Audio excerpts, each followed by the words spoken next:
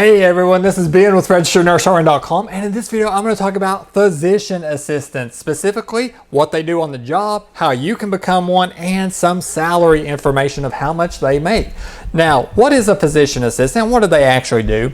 Well, in the healthcare industry, they usually call them PAs as an abbreviation, and what they tend to do is they work under physicians or surgeons, and they work under their supervision to help treat patients and diagnose them and so forth. Some of the tasks that they will do on a daily basis: they will review patients' medical history, conduct physical exams, order and interpret diagnostic tests such as x-rays or a blood test. They will give treatment such as setting bones or an immunization.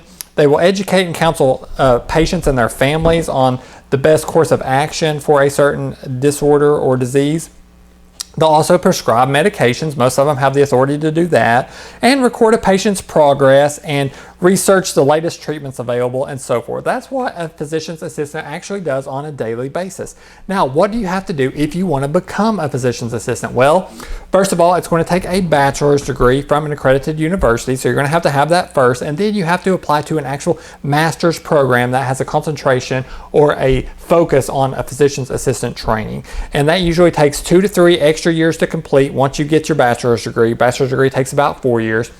And then you'll have to sit for a state licensing exam in most states to become a licensed physician assistant. And then you can usually go into the workforce. Some states may require you to have some work-related experience, but usually you can go into the workforce. Now, what's interesting about this position is that a lot of physician assistants actually started out as either EMTs or registered nurses. So if you're interested, maybe you become a registered nurse and you want to increase your income or maybe move up later on, this is something you may want to keep in mind. Okay, so let's talk about salary statistics now. According to the Bureau of Labor Statistics, which is the government agency that officially collects and records jobs data, as of 2014, which is the latest numbers, the average income and wage for this position was $46.77 per hour, or an annual salary of $97,280 on average. That's pretty impressive. Now, the growth for this position or this profession was estimated at 38% between years 2012 and 2022. So it definitely is going to expand a little bit in that time, which is always a good thing. Now, let's take a look at some of the industries with the highest employment level, because your salary can greatly fluctuate depending on your experience, the industry in which you work, the state in which you live, and so forth. So first of all, the industry with the highest employment level was offices of physicians. That came in at $97,270. General medical and surgical hospitals came in at number 2 with $98,830 as an average salary, and outpatient care centers, $101,600. What was the top paying industry though? For this, management, scientific, and technology consulting, believe it or not, came in at number 1 at $136,340. Home healthcare services came in at number 2, $116,220. And then employment services, number 3 at $106,730.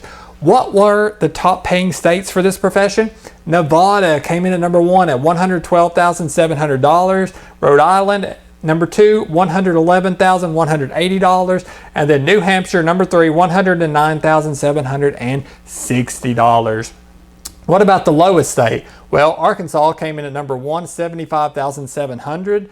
Louisiana, number 2, $81,290, and then South Carolina, number 3, $84,350. And I should be putting a link in the description of this video within the next day or two if you want to see those averages for all 50 states. So thank you so much for watching. That's a little bit about physician's assistant. Please consider subscribing to our channel and have a great day.